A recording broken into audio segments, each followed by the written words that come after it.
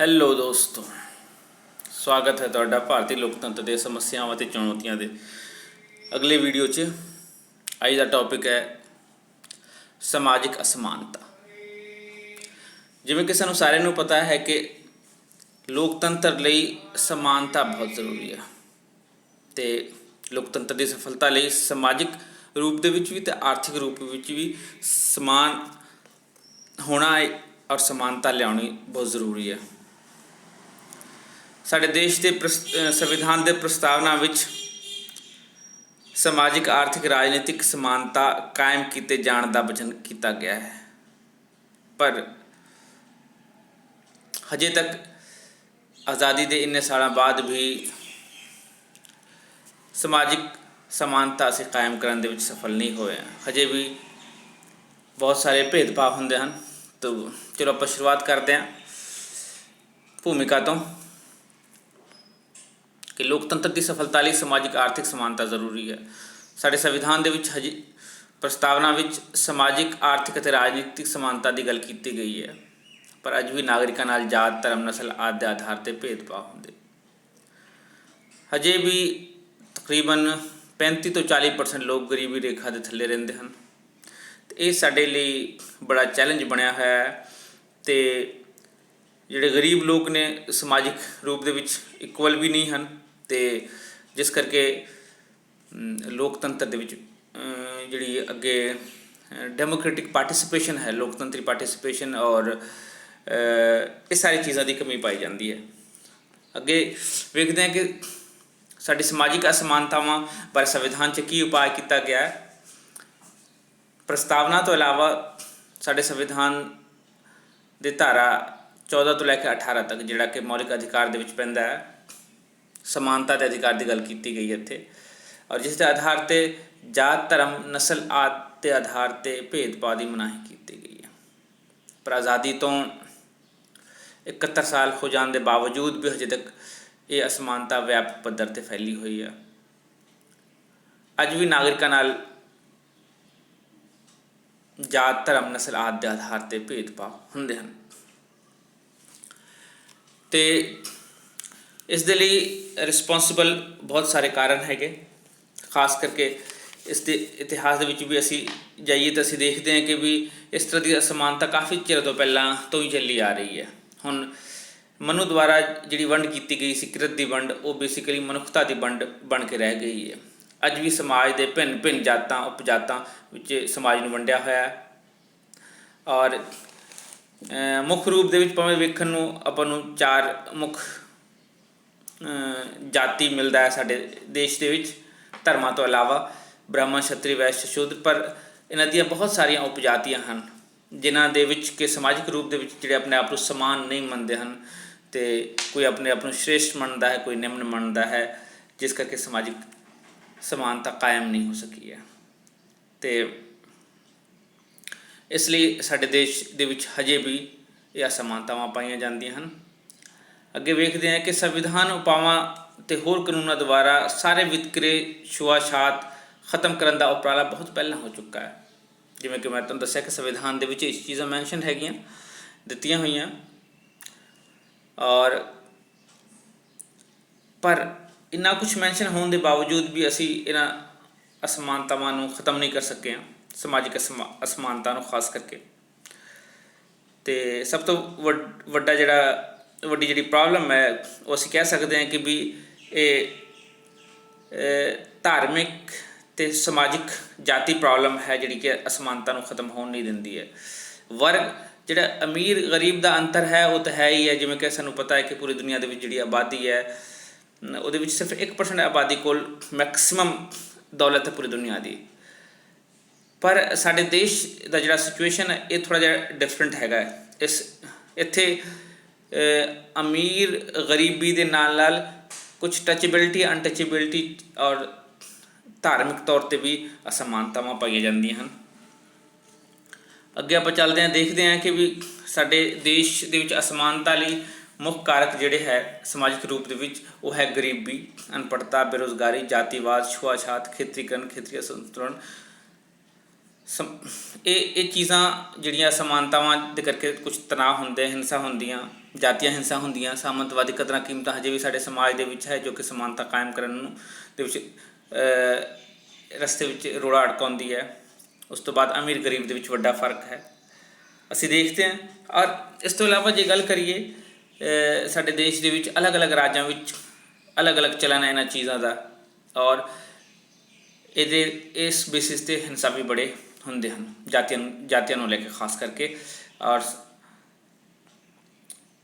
ਸਮਾਜਿਕ ਅਸਮਾਨਤਾ ਦਾ ਸਾਡੇ ਲੋਕਤੰਤਰ 'ਤੇ ਪ੍ਰਭਾਵ ਕੀ ਪੈਂਦਾ ਹੈ?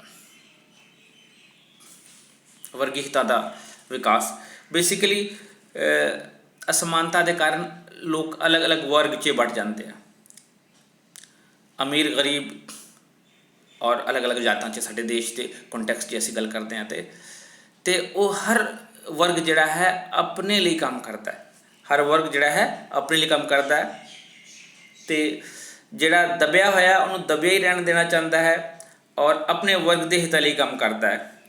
ਔਰ ਜਿਸ ਕਰਕੇ ਇਹ ਹੁੰਦਾ ਹੈ ਕਿ ਵੀ ਅਮੀਰ ਬੰਦਾ ਅਮੀਰਾਂ ਲਈ ਕੰਮ ਕਰਨ ਦੀ ਕੋਸ਼ਿਸ਼ ਕਰਦਾ ਹੈ, ਗਰੀਬ ਬੰਦਾ ਉਹਦੇ ਖਿਲਾਫ ਲੜਨ ਦੀ ਕੋਸ਼ਿਸ਼ ਕਰਦਾ ਹੈ, ਔਰ ਇਸ ਚੱਕਰ ਦੇ ਵਿੱਚ ਰਾਸ਼ਟਰ ਦੇ ਹਿੱਤ ਦਾ ਜਿਹੜਾ ਹੈ ਉਹ ਨੁਕਸਾਨ ਹੁੰਦਾ ਹੈ। ਅਗਲਾ ਪੁਆਇੰਟ ਦੇਖਦੇ ਹੈ ਪ੍ਰਭਾਵ ਜਿਹੜਾ ਹੈ ਸਮਾਜਿਕ ਅਸਮਾਨਤਾ ਦਾ, ਉਹ ਹਿੰਸਾ ਵਿੱਚ ਵਾਧਾ।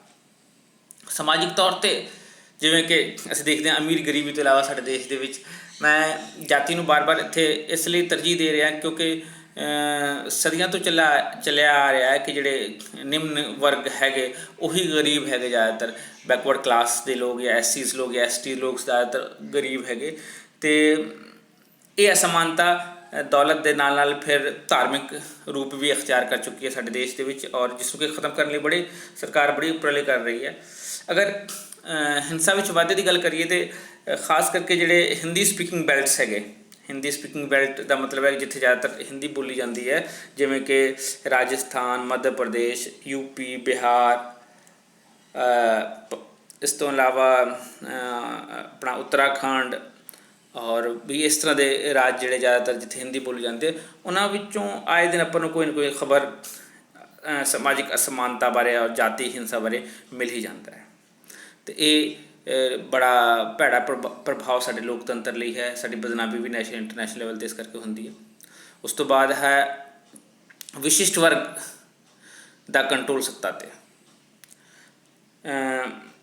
ਹਰ ਵਰਗ ਦੇ ਵਿੱਚ ਇੱਕ ਵਿਸ਼ਿਸ਼ਟ ਵਰਗ ਪੈਦਾ ਹੋ ਰਿਹਾ ਹੈ ਜੋ ਕਿ ਸੱਤਾ ਨੂੰ ਕੰਟਰੋਲ ਕਰੀ ਜਾ ਰਿਹਾ, ਜੋ ਆਪਣੇ ਲਈ ਆਪਣੀ ਫੈਮਿਲੀ ਲਈ ਕੰਮ ਕਰਦਾ ਹੈ ਔਰ ਜੋ ਸੱਤਾ ਦਾ ਪ੍ਰਯੋਗ ਕਰਕੇ ਆਪਣੇ ਆਪ ਨੂੰ ਉਸ ਸੱਤਾ ਵਿੱਚ ਬਣਾਈ ਰੱਖਣਾ ਚਾਹੁੰਦਾ ਹੈ ਅਤੇ ਦੂਸਰੇ ਨੂੰ ਅੱਗੇ ਵਧਣ ਨਹੀਂ ਦੇਣਾ ਚਾਹੁੰਦਾ। ਉਸ ਵਿਸ਼ਿਸ਼ਟ ਵਰਗ ਦਾ ਕੰਟਰੋਲ ਹੋ ਗਿਆ ਹੈ। ਇਸ ਦੇ ਨਾਲ ਹੀ ਹਰ ਵਰਗ ਵਿੱਚ ਵਿਸ਼ਿਸ਼ਟ ਵਰਗ ਹੈ, ਭਾਵੇਂ ਜਿਸ ਮਰਜ਼ੀ ਜਾਤੀ ਦੀ ਗੱਲ ਕਰੀਏ ਜਾਂ ਫਿਰ ਅਮੀਰ ਵਰਗ ਜਾਂ ਗਰੀਬ ਵਰਗ 'ਚੋਂ ਜਾਂ ਫਿਰ ਕਿਸੇ ਵੀ ਜਾਤੀ ਤੋਂ ਕਰੀਏ, ਉਸ ਦੇ ਵਿੱਚ ਅਲੱਗ-ਅਲੱਗ ਲੈਵਲ 'ਤੇ ਵਿਸ਼ਿਸ਼ਟ ਵਰਗ ਬਣ ਗਿਆ ਹੈ, ਜਿਸ ਦਾ ਕਿ ਜੋ ਕਿ ਇੱਕ ਪਰਪੈਚੁਇਟੀ 'ਚ ਹੈ ਔਰ ਆਪਣੇ ਆਪ ਨੂੰ ਹੀ ਪੋਸ਼ਿਤ ਕਰਦੇ ਹਨ, ਦੂਸਰੇ ਨੂੰ ਅੱਗੇ ਵਧਣ ਨਹੀਂ ਦਿੰਦੇ ਹਨ। ਉਸ ਤੋਂ ਬਾਅਦ ਜੇ ਗੱਲ ਕਰੀਏ ਤਾਂ ਲੋਕਤੰਤਰ ਦੇ ਵਿੱਚ ਵਿਸ਼ਵਾਸ ਦੀ ਕਮੀ ਆਈ ਹੈ, ਲੋਕਾਂ ਦੇ ਵਿੱਚ ਅਵਿਸ਼ਵਾਸ ਪੈਦਾ ਹੋਇਆ। ਬੇਸਿਕਲੀ ਜਿਹੜੇ ਗਰੀਬ ਲੋਕ ਹੈਗੇ, ਪਿਛੜੇ ਲੋਕ ਹੈਗੇ, ਜਿਹੜੇ ਆਦੀਵਾਸੀ ਲੋਕ ਹੈਗੇ, ਉਹ ਲੋਕ ਜਿਹੜੇ ਹੈ ਇਹ ਮਹਿਸੂਸ ਕਰਦੇ ਕਿ ਵੀ ਲੋਕਤੰਤਰਿਕ ਸਾਧਨਾਂ ਦੁਆਰਾ ਉਹਨਾਂ ਦੀ ਲਾਈਫ ਦੇ ਵਿੱਚ ਕੋਈ ਉੱਨਤੀ ਨਹੀਂ ਹੋ ਰਹੀ ਹੈ ਅਤੇ ਸਮੱਸਿਆ ਜਿਹੜੀਆਂ ਹੈਗੀਆਂ ਉਹਨਾਂ ਦੀਆਂ ਉਹ ਜਿਉਂ ਦੇ ਤਿਉਂ ਹੈਗੀਆਂ, ਅਤੇ ਇਸ ਲਈ ਔਰ ਅਗਰ ਉਹ ਲੋਕਤੰਤਰ ਉਹਨਾਂ ਸਮੱਸਿਆਵਾਂ ਨੂੰ ਦੂਰ ਨਹੀਂ ਕਰ ਰਹੀਆਂ ਅਤੇ ਫਿਰ ਉਹਨਾਂ ਦਾ ਫੇਥ ਵੀ ਲੋਕਤੰਤਰ ਤੋਂ ਖਤਮ ਹੁੰਦਾ ਜਾ ਰਿਹਾ। ਜਿਸ ਕਰਕੇ ਲੋੜ ਹੈ ਕਿ ਵੀ ਸਾਰੇ ਲੋਕਾਂ ਦੇ ਹਿੱਤਾਂ ਦੀ ਰਾਖੀ ਕੀਤਾ ਜਾਵੇ ਲੋਕਤੰਤਰਿਕ ਸਾਧਨਾਂ ਦੁਆਰਾ। ਉਸ ਤੋਂ ਬਾਅਦ ਨੈਕਸਟ ਪੁਆਇੰਟ ਹੈ ਕਿ ਰਾਜਨੀਤਿਕ ਉਦਾਸੀਨਤਾ।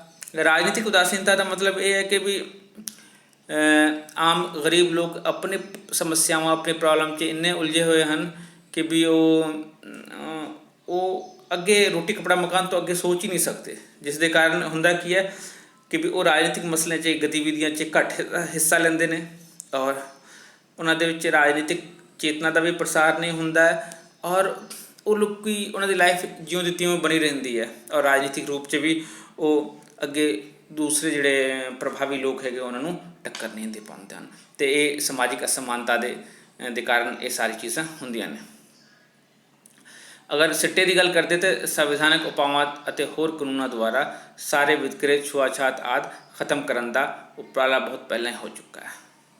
ਪਰ ਲੋੜ ਹੈ ਕਿ ਅਸੀਂ ਆਮ ਲੋਕ ਮਿਲ ਕੇ ਇਨਸਾਨੀਅਤ ਨੂੰ ਮੰਨੀਏ, ਜਾਤ ਧਰਮ ਰੰਗ ਦੇ ਆਧਾਰ 'ਤੇ ਕੋਈ ਭੇਦ ਨਾ ਕਰੀਏ। ਕੋਈ ਵੀ ਧਰਮ, ਕੋਈ ਵੀ ਮਜ਼ਹਬ ਜਿਹੜਾ ਹੈ ਉਹ ਸਾਡਾ ਪਰਸਨਲ ਮੈਟਰ ਹੋਵੇ। ਇਸ ਨੂੰ ਅਸੀਂ ਕਿਸੇ 'ਤੇ ਥੋਪਣ ਦੀ ਗੱਲ ਨਾ ਕਰੀਏ ਔਰ ਸਾਰੇ ਮਨੁੱਖ ਬਰਾਬਰ ਹਨ। ਪਰਮਾਤਮਾ ਨੇ ਸਾਰਿਆਂ ਨੂੰ ਸਮਾਨ ਪੈਦਾ ਕੀਤਾ ਹੈ ਅਤੇ ਅਸੀਂ ਉਸ ਪਰਮਾਤਮਾ ਦੀ ਇਸ ਫਿਲਾਸਫੀ ਨੂੰ ਲੈ ਕੇ ਅੱਗੇ ਚੱਲੀਏ ਤਾਂ ਕਿ ਅਸੀਂ ਲੋਕਤੰਤਰਿਕ ਦੇਸ਼ ਦੇ ਵਿੱਚ ਇੱਕ ਵਧੀਆ ਜ਼ਿੰਦਗੀ ਜੀਏ ਔਰ ਆਉਣ ਵਾਲੇ ਜਨਰੇਸ਼ਨਸ ਨੂੰ ਵੀ ਅਸੀਂ ਵਧੀਆ ਲਾਈਫ ਦਈਏ। ਅਤੇ ਇਹ ਸਾਰੇ ਸਨ ਸਾਡੇ ਸਮਾਜਿਕ ਅਸਮਾਨਤਾ ਅਤੇ ਉਸਦੇ ਮਾੜੇ ਪ੍ਰਭਾਵ ਸਾਡੇ ਲੋਕਤੰਤਰ 'ਤੇ। ਉਮੀਦ ਹੈ ਕਿ ਵੀਡੀਓ ਚੰਗਾ ਲੱਗੇਗਾ। ਫਿਰ ਉਹੀ ਗੱਲ ਮੈਂ ਕਹਾਂਗਾ ਬੱਚਿਓ ਤੁਹਾਨੂੰ ਕਿ ਵੀ ਤੁਸੀਂ ਇਸ ਚੀਜ਼ ਨੂੰ, ਸਾਰੇ ਪੁਆਇੰਟਸ ਨੂੰ ਜੋ ਵੀ ਮੈਂ ਲਿਖਿਆ ਹੈ ਅਤੇ ਜੋ ਤੁਹਾਨੂੰ ਨਜ਼ਰ ਆਉਂਦਾ ਉਹਦਾ ਸਕਰੀਨਸ਼ਾਟ ਲਵੋ, ਉਸ ਨੂੰ ਲਿਖ ਕੇ ਦੇਖੋ, ਪ੍ਰੈਕਟਿਸ ਕਰੋ ਅਤੇ ਆਪਣੇ ਸ਼ਬਦਾਂ 'ਚ ਇਸ ਨੂੰ ਐਕਸਪਲੇਨ ਕਰਨ ਦੀ ਕੋਸ਼ਿਸ਼ ਕਰੋ। ਇਹ ਵੱਡੇ ਕੁਐਸਚਨ ਲਈ ਤੁਹਾਡਾ ਇੱਕ ਕੁਐਸਚਨ ਬਣ ਸਕਦਾ ਹੈ। ਅਗਰ 6 ਨੰਬਰ 'ਚ ਵੀ ਆਉਂਦਾ, 4 ਨੰਬਰ 'ਚ ਵੀ ਆਉਂਦਾ ਜਾਂ 2 ਨੰਬਰ 'ਚ ਵੀ ਆਉਂਦਾ, ਤੁਸੀਂ ਦੇਖ ਲੈਣਾ ਕਿ ਕਿਸ ਹਿਸਾਬ ਨਾਲ ਤੁਸੀਂ ਇਸ ਨੂੰ ਅਟੈਂਪਟ ਕਰ ਸਕਦੇ ਹੋ। ਪੈਨ ਕਾਪੀ ਨਾਲ ਜ਼ਰੂਰ ਇਸ ਵੀਡੀਓ ਨੂੰ ਦੇਖੋ, ਲਿਖੋ ਬਾਰ-ਬਾਰ, ਕਿਉਂਕਿ ਮੈਂ ਹਮੇਸ਼ਾ ਕਹਿੰਦਾ ਹਾਂ ਕਿ ਵੀ ਜਦੋਂ ਤੁਸੀਂ ਕਿਸੇ ਚੀਜ਼ ਨੂੰ ਲਿਖਦੇ ਹੋ ਔਰ ਉਹਨੂੰ ਸੁਣਦੇ ਹੋ, ਪੜ੍ਹਦੇ ਹੋ, ਠੀਕ ਹੈ, ਅਤੇ ਤੁਸੀਂ ਉਸ ਚੀਜ਼ ਨੂੰ ਲੌਂਗਰ ਟਾਈਮ ਤੱਕ ਯਾਦ ਰੱਖਦੇ ਹੋ, ਇਸ ਦੇ ਮੁਕਾਬਲੇ ਕਿ ਤੁਸੀਂ ਸਿਰਫ ਉਸ ਨੂੰ ਸੁਣਦੇ ਹੋ ਜਾਂ ਉਸ ਨੂੰ ਪੜ੍ਹਦੇ ਹੋ, ਰਾਈਟ। ਇਸ ਲਈ ਨਾਲ ਨਾਲ ਲਿਖਣਾ ਜ਼ਰੂਰੀ ਹੈ। ਅਤੇ ਇਸ ਦੇ ਨਾਲ ਮੈਂ ਵੀਡੀਓ ਖਤਮ ਕਰਦਾ। ਉਮੀਦ ਹੈ ਕਿ ਵੀ ਪਸੰਦ ਕਰੋਗੇ। ਇਸ ਨੂੰ ਲਾਈਕ ਕਰੋ, ਸਬਸਕ੍ਰਾਈਬ ਕਰੋ ਅਤੇ ਦੂਸਰੇ ਨਾਲ ਸ਼ੇਅਰ ਕਰੋ ਤਾਂ ਕਿ ਤੁਹਾਡੇ ਸਾਥੀ ਵੀ ਇਸ ਦਾ ਫਾਇਦਾ ਉਠਾ ਸਕਣ। Thank you. God bless you.